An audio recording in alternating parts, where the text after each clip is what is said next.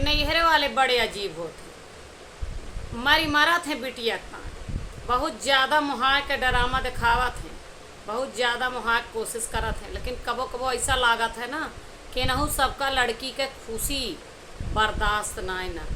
अब हम काहे कहते समझें आप, अगर लड़की 18 साल के हो गए, मस्त खात यह है, पढ़त यह है, लिखत यह है, घर का काम करता है, हंसी एको सेकेंड ओके रुकत ही ना है ना, ऊ बर्दाश्त ना हो।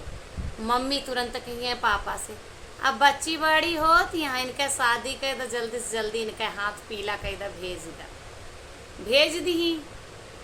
बतावत है जौने दिन से वह ससुराल चली आई, हंसे का उनके चेहरा पर मुस्कान ना आवती है।